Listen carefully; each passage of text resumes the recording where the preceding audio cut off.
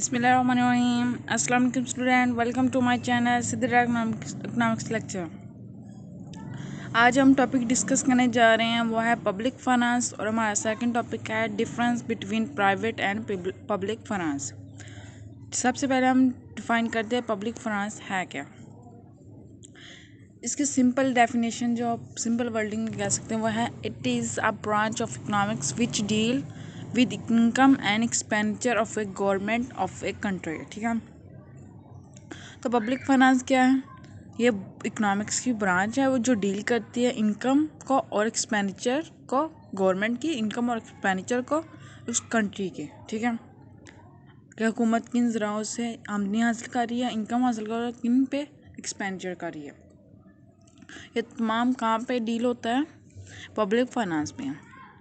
अगर हम प्रोफेसर बुस्टेबल के अकॉर्डिंग देखें तो public finance is a branch of economics which deal with income and expenditure of public authority और the state and their mutual relation as also the financial administration and control। ये थोड़ी सी long है लेकिन ये भी same वही बात कह रहे हैं कि पब्लिक फाइनेंस क्या है। ये इकोनॉमिक्स की ब्रांच है जो डील करती है expenditure and income of a public government को कहते हैं। ठीक है, पब्लिक अथॉरिटी। ठीक है, और the state and their mutual relationship as also finance administer and control. तो उसके साथ साथ वो जो होते हैं ना स्टेट यानी कि मुल्क के जो म्यूचुअल रिलेशनशिप है उसको भी कंट्रोल करती है, फाइनेंशियल एडमिनिस्टर और उसको कंट्रोल करती है। ठीक है, पब्लिक फाइनेंस क्या है? अकॉर्डिंग टू बोस्टब के ये इकोनॉमिक्स की ब्रांच है जो कि इनकम और एक्सपेंडिचर को डील करती है गवर्नमेंट के क्या और हुकूमत के फाइनेंशियल एडमिनिस्टर को कंट्रोल करती है। ठीक है, इसके बाद हम आते हैं इसका डिफरेंस पे। हमारा सेकंड टॉपिक है difference between private and public finance. सबसे पहला हमारा पॉइंट आता है adjustment of income and expenditure. Adjustment income and expenditure को हम किस तरह डिफाइन कर सकते हैं कि हम जो होते हैं ना कहते हैं प्राइवेट यानी कि एक पर्सन उसका जो बचत होता है वो क्या करता है, पहले अपनी जो इनकम है उसका लगाता है कि हमारी इतनी इनकम है, देन वो अपनी देता है एक्सपेंडिचर किस तरह, देन वो करता है इस तरह उससे मैनेज करने की कोशिश करता है कि उसके एक्सपेंडिचर कम से कम हो और उसकी आमदनी का कुछ हिस्सा बच जाए।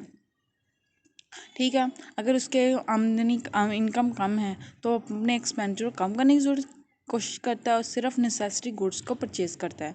अगर उसकी इनकम बढ़ जाए तो अपने एक्सपेंडिचर को बढ़ा देता है और अपनी जो उसके नेसेसरी गुड्स के अलावा भी अपनी जो उसकी रिक्वायरमेंट होगी उसे भी परचेज़ कर लेता है।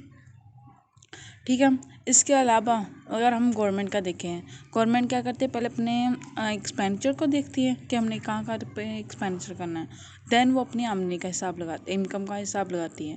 ठीक है, अगर उनकी इनकम कम पड़ी है तो वो क्या करेगी, ओवर टैक्स लगा देगी, उससे उनकी इनकम में इजाफा हो जाएगा, तो देन वो उस तरह अपने क्या कहते हैं बजट को मैनेज कर लेती है। देन हम आते हैं अपना सेकंड पॉइंट पे, वो है इंटरनल बोरोइंग। इंटरनल बोरोइंग का मतलब होता है कर्ज वगैरह। ठीक है, सिंपल वर्ड में कहते हैं लोन्स। ठीक है, हुकूमत क्या करती है, अपनी ज़रूरत को पूरा करने के लिए क्या करते हैं, इंटरनल और एक्सटर्नल रिसोर्सेज के क्या करते हैं, लोन लेती है। ठीक है, और एक्सटर्नल रिसोर्सेज कौन कौन से होते हैं, इंटरनेशनल कंपनी क्या कहते हैं एजेंसीज वगैरह से। ठीक है, लेकिन जो होता है आम लोग, ठीक है, वो क्या करते हैं, इंडिविजुअल जो भी होते हैं वो उनके पास ये फैसिलिटी नहीं होती कि वो किसी बाहर से लेकर लोन अपनी नेसेसरी गुड्स को पूरा कर सकें। ठीक है, लेकिन जो वो सिर्फ इंटरनली रिसोर्सेज से अपनी वो क्या कहते हैं लोन वगैरह ले सकते हैं। इंटरनल में भी वो एक महदूद मिकदार होती है कि वो अपने फ्रेंड से, रिलेटिव से या किसी बैंक या अदारे से ले सकते हैं। इसके बाद हमारा थर्ड पॉइंट है difference in budgeting. Difference in budgeting क्या है? डिफरेंस इन बजटिंग को हम टाइम के टाइम के हिसाब से ले लेते हैं, ठीक है। डिफरेंस इन बजटिंग का टाइम कैसा होता है, जो होता है ना गवर्नमेंट की इनकम और एक्सपेंडिचर वगैरह का जो भी बजट बनता है, उनकी जो टाइम होता है वो आमतौर पर 1 ईयर का होता है। लेकिन जो होता है इंडिविजुअल का कोई टाइम नहीं होता। इंडिविजुअल का इनका क्या कहते हैं, बजटिंग का कोई टाइम नहीं होता। बाज़ लोग होते हैं उन्हें योमिया क्या कहते हैं, 1 डे मिलती है भी, जैसे कहते हैं मज़दूर, उन्हें एक रोज़ाना मिलती है ना उनकी वेज वगैरह। तो और बाज़ ऐसे ममालिक है जिसमें हफ्ते में एक बार मिलती है वेजिस वगैरह। और जबकि आमतौर पर जो होते हैं ना लोग, आमतौर पर ज़्यादातर जिसे कहते हैं, उन्हें मंथली सैलरी मिलती है। तो वो अपने मंथ का लगाते हैं हिसाब के, इतना हमारा एक्सपेंडिचर है तो इतनी हमारी इनकम है, तो हम इस हिसाब से वो लगाते हैं। लेकिन जो होते हैं ना बिजनेसमैन, वो अपने क्या कहते हैं आमदनी का और अखराजात का हिसाब किसका 1 साल का लगाते हैं कि हमारे 1 साल में इतना प्रॉफिट हुआ, इतना लॉस हुआ। तो उस हिसाब से अगर हम किसानों की बात करें, किसान क्या करते हैं, साल में एक बार अपना देखते हैं कि हमारा इतना खर्चा हुआ और इतना हमें रेवेन्यू हासिल हुआ है। कि जब उनकी फसल पक जाती है तो देन वो अपना देखते हैं कि हमारी कितनी आमदनी आई है, कितने हमारा खर्चात है और कितना हमें प्रॉफिट हुआ है, ठीक है। और जो होती है ना गवर्नमेंट की, उनकी एक टाइम होता है 1 ईयर का, लेकिन जो इंडिविजुअल का होता है उनका कोई टाइम नहीं होता, ठीक है। इसके बाद हम आते हैं हम डेफिसिट फाइनेंस। डेफिसिट फाइनेंस क्या है? डेफिसिट फाइनेंस ये है कि जब गवर्नमेंट की रेवेन्यू इनकम कम होती है, वो क्या करती है, बगैर गारंटी के नोट छापती है। ये मैंने पीछे भी बताया था, बगैर गारंटी के नोट छापना क्या होता है कि जब हुकूमत को ज़रूरत पड़े, यानी कि उसकी आमदनी कम पड़ी है, देन क्या करती है, वो एक होता है ना, उन्होंने रखना होता है 30% कोई भी गोल्ड वगैरह सिल्वर, और इधर आके फिर वो नोट छापती है। लेकिन अगर वो नोट वो गोल्ड वगैरह वहाँ पे ना रखें, उसके बगैर नोट छाप दे, उससे हम क्या कहते हैं, बगैर गारंटी के नोट छापना, ठीक है। उससे क्या होता है, हुकूमत की आमदनी में इजाफा हो जाता है। लेकिन इसकी वजह से एक उसका डिसएडवांटेज भी होता है कि हमारी कंट्री में इन्फ्लेशन हो जाता है, जिससे जो होता है क्यों होता है कि क्वांटिटी ऑफ मनी बहुत ज़्यादा बढ़ जाती है, जिसकी वजह से प्राइजेस ऑफ गुड्स भी बढ़ जाती है। लेकिन इंडिविजुअल के पास ये ऑप्शन नहीं होता, क्योंकि अगर उनकी इनकम कम भी हो जाए ना, तो वो नोट वगैरह नहीं छाप सकती। अगर ऐसा कोई काम भी करे तो उन्हें सज़ा वगैरह का होता है, तो पनिशमेंट दी जाती है। इसके बाद हमारा नेक्स्ट आता है डिफरेंस ऑब्जेक्ट। के दोनों के जो होगा ऑब्जेक्टिव मकसद अलग होते हैं। जो होता है ना इंडिविजुअल, वो ट्राई करते हैं कि वो मैक्सिमाइज करें इस सर्टिफिकेशन और profit from A given amount of resources. कि इंडिविजुअल का मकसद क्या होता है कि वो अपने मैक्सिमाइज करे सर्टिफिकेशन, यानी कि प्रॉफिट को मैक्सिमाइज करे जो भी इनके पास अमाउंट है रिसोर्सेज के। पर जो होता है गवर्नमेंट ऑब्जेक्टिव, वो होता है expenditure is to maximise social benefit, यानी कि उनका गवर्नमेंट का क्या कहते होते हैं ऑब्जेक्टिव, क्या होता है कि मैक्सिमाइज करे सोशल बेनिफिट का, ठीक है। इसके बाद हमारा नेक्स्ट है बिग चेंजेस। बिग चेंजेस क्या? बिग चेंजिंग ये है कि हुकूमत के जो होते हैं ना रिसोर्सेज और क्या कहते हैं रिसोर्सेज वगैरह, वो बहुत ज़्यादा होते हैं, क्या अनलिमिटेड कह लें, बहुत लार्ज स्केल में होते हैं कि वो जब चाहे अपनी रेवेन्यू और एक्सपेंडिचर में बहुत बड़ी चेंजेस वगैरह, वो मेजर तब्दीली ला सकते हैं, मेजर चेंजेस ला सकते हैं। क्योंकि अगर उनकी एक इनकम कम भी हो जाए, उनके रेवेन्यू कम भी हो जाए गवर्नमेंट के, तो देन क्या करेगी, वो इंटरनली भी क्या कहते हैं लोन वगैरह ले सकती है और एक्सटर्नली भी लेती है, जिसकी वजह से उसके जो मैनेज हो जाता है कि अगर उनका फासला भी है रेवेन्यू और इनकम में।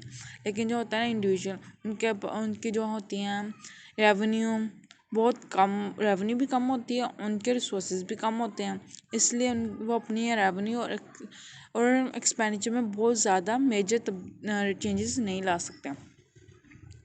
इसके बाद हमारा आता है प्लानिंग ऑफ फ्यूचर।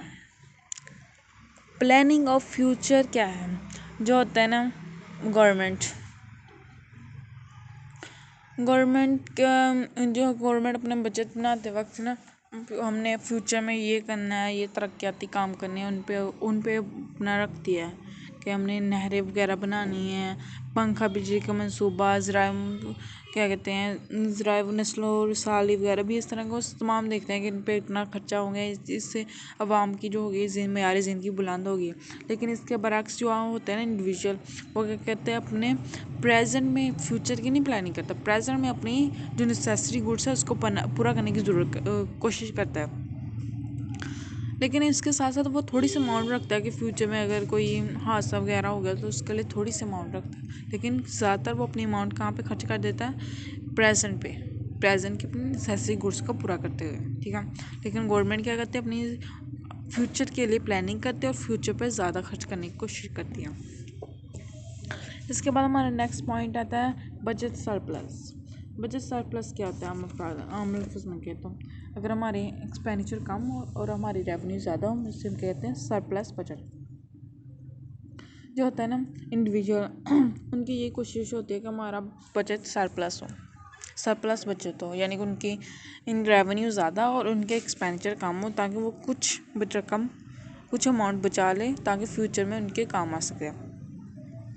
लेकिन जो हुकूमत होती है ना, अगर उनका हर एवरी ईयर बजट सरप्लस आए तो उनको वो अच्छा नहीं समझते, क्यों वो सोचते हैं कि हुकूमत लोगों के पास ज़्यादा टैक्स ऐड कर रही है, जिसकी वजह से उनकी इनकम तो बढ़ रही है, लेकिन वो क्या कर रही है, लोगों की सोशल बेनिफिट में उतना नहीं लगा रही, ठीक है। उससे क्या होता है कि उससे ये कहते हैं कि वहाँ पे वो बिला वजह बोझ डालिए इनका क्या कहते हैं टैक्सों का, क्योंकि वो इनकी सोशल बेनिफिट तो पे यूज़ नहीं कर रही, अपने पास बचा के रख लिए, क्योंकि बजट सरप्लस आ रहा है। इंडिविजुअल यही चाहता है कि उसका बजट सरप्लस हो, लेकिन गवर्नमेंट के लिए ये बेटर नहीं होता।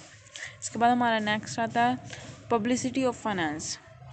पब्लिसिटी ऑफ फाइनेंस ये होता है कि जो गवर्नमेंट होती है ना, जब भी बजट बनाती है तो वह तमाम रेडियो वाले चैनल, अखबार, टेलीविज़न और दूसरी सरकारी एजेंसी में बहुत ज़्यादा इश्तिहार जलाते हैं कि हमने इतनी आमदनी है, हमारी उतने टैक्स नहीं ऐड किए और हमने इतने यहाँ पे खर्च करने हैं। अभी 2021 to 22 का अभी बजट बोला है, तो आपने देखा होगा पूरा दिन ना सुबह से जब से वो बोला था बजट, पूरा दिन वो ही चलता रहे कि इतना हमने इस पे खर्च करना है, इतना इस शोबे पे खर्च करना है, इतना सेहत पे हमने इतना क्या कहते हैं तालीम पे हमने एजुकेशन पे इतना खर्च करना है। वो बहुत ज़्यादा पब्लिसिटी करवाते हैं।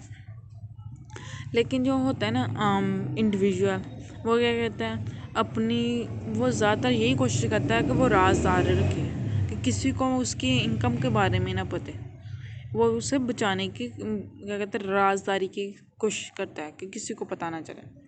उसके बाद आता है पावरफुल अथॉरिटी। पावरफुल अथॉरिटी ये है कि जो government has a pass a law and compelled the citizen to pay a tax. कि जो गवर्नमेंट के पास होती है ना, वो पावरफुल अथॉरिटी होती है कि वो सिटीज़न यानी कि जो भी शहरी होते हैं, मुल्क में रहने वाले होते हैं, उन्हें फोर्स करते हैं कि वो टैक्स करें, टैक्स उन्हें दें। लेकिन जो होता है इंडिविजुअल, उसके पास फुल पावरफुल अथॉरिटी में कमी होती है, lack of the powerful authority होती है गवर्नमेंट की निस्बत, ठीक है। इसके बाद हमारा आता है, अगर फर्दर हम आते हैं रिकॉर्ड ऑफ फाइनेंस। जो होती है ना रिकॉर्ड ऑफ फाइनेंस, ये होता है कि जो गवर्नमेंट होती है वो अपनी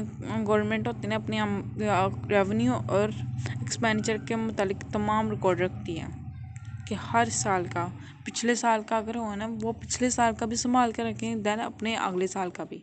लेकिन जो होता है ना इंडिविजुअल, वो अपना कोई रिकॉर्ड वगैरह नहीं रखता। आमदनी उनकी इनकम आती है, क्या कहते हैं रेवेन्यू आती है, उस पर एक्सपेंडिचर करते हैं, बस कोई रिकॉर्ड ही नहीं रखते। इसके बाद है एडमिनिस्ट्रेट। जो एडमिनिस्ट्रेटर होता है ना, कि जो होता है ना गवर्नमेंट, उसके पास ये फैसिलिटी होती है कि वो अपने क्या कहते हैं पब्लिक फाइनेंस को किस तरह चाहे स्पेंड कर सकते हैं, कि वो आसानी के साथ कहीं से भी फैसिलिटी का वो कहीं से भी वो अपनी क्या कहते हैं गुड्स क्या कहते हैं अपनी ज़रूरत को पूरा करने से के लिए कहीं से भी लोन वगैरह ले सकते हैं, लेकिन जो होता है ना और इंडिविजुअल उनके पास इतनी फैसिलिटी नहीं होती है। इसके बाद आता है फॉरेन एड एंड गिफ्ट्स। अगर कंट्री में क्या कहते हैं नेट अगर बास टाइम कंट्री में हो जाए, नेचुरल क्लाइमेट्स हो जाए यानी कि अर्थक्वेक फ्लड्स वगैरह हो जाए, तो क्या होता है कि जो होता है ना इंटरनेशनल एजेंसीज फॉरेन एजेंसी वो क्या करती हैं गिफ्ट्स वगैरह देती हैं, फॉरेन एड्स देती हैं, जिससे क्या होता है हुकूमत की आमदनी में इजाफा हो जाता है, इनकम बढ़ जाती है। लेकिन जो होता है ना इंडिविजुअल वो क्या क्या कहते हैं फॉरेन एजेंसी से कुछ नहीं ले सकता, ना क्या कहते हैं हेल्प वगैरह ना गिफ्ट वगैरह कुछ नहीं उन्हें मिलता। उन्हें जो भी होता है ना अगर मसला भी हो जाए तो उन्हें खुद ही मैनेज करना पड़ता है, या फिर इंटरनली सोर्स से कहीं से वो मैनेज वगैरह कर सकते हैं। आई थिंक आपको समझ आ गया होगा कि फॉरेन पब्लिक फाइनेंस क्या है और difference between private and public finance. Thank you so much. Please subscribe my channel, like and share my video. Thank you so much.